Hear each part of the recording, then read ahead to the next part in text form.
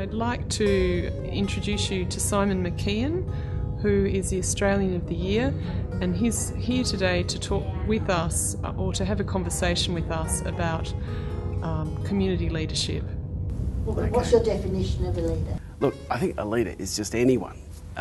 Young, old, male, female, crippled, fully able, it doesn't really matter, but it's someone who just has that ability, calling, whatever it is, just to take a group which might be sometimes very small to a place that they haven't been before.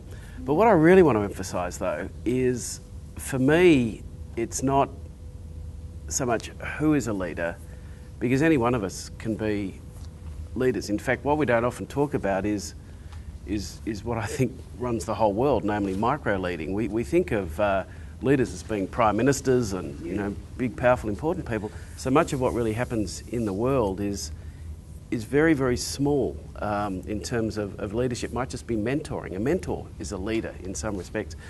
But what I really want to emphasise is not whether we're leaders or not. I mean, I can be having a conversation with someone and I'll be leading at one point in the conversation and then they will lead. So it may well be that the roles change.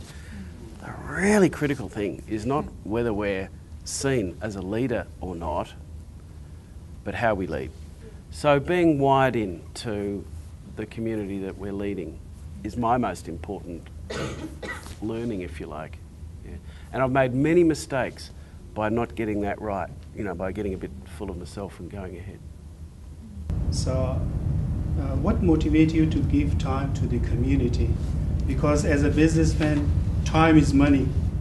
There are many business people that I don't think are particularly motivated necessarily by money, but still want to create a big business and, feel a joy at employing lots of people and making goods or providing services that the community needs.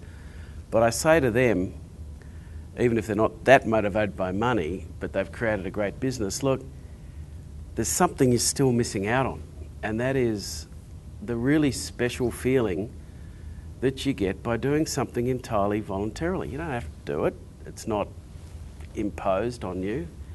Part of my role nowadays is just to talk about this stuff to, high-flying business people, because too many of the people that I rub shoulders with, I think, actually have an unnecessarily narrow life. They might have nice houses and nice cars and money in the bank, but they're actually missing out on something which, for me, has been very important.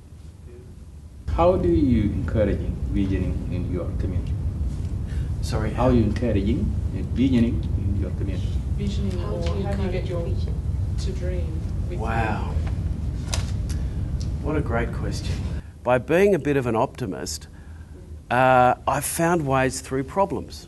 And I know that it's not easy just to tell someone to be a glass half full person, but for me, it's a combination of optimism, sometimes just indulging myself in the ability to dream. What would a perfect world be? And it's just amazing the amount of positive problem solving that comes about that. What could life be like if we could deal with those problems in a positive way? It's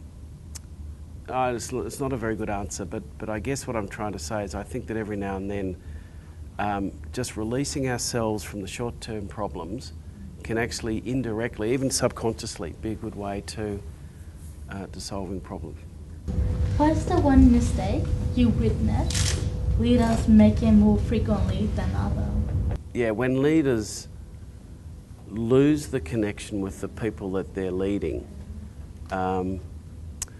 Look, we had a Prime Minister last year who got sacked because he lost touch with his own cabinet, his own supporters around him. And I think that is a very common mistake. But I'll tell you one other mistake, and that is that, and I've made this mistake many times, in the middle of leadership, and leadership can be busy, okay? Leadership, you know what it's like. Top of everything. Yeah, that's right. It's pretty relentless. You're always having to think and da-da-da. And you end up feeling a little bit as if you're the only person that can actually do the leading. You're the only person that can actually fulfil what's being asked. And I think a very, very important role of a leader, and it starts literally from the day you are appointed as a leader, is to think, who can help me lead? Who are the next leaders? What happens if I get hit by that proverbial bus and I'm not here tomorrow? Who can step into my shoes?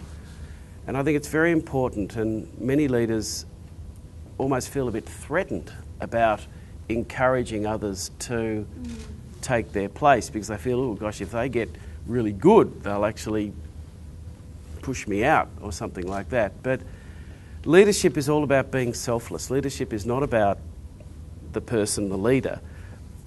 Leadership is all about trying to do the best for the group. Thank you very much for having me. Yeah.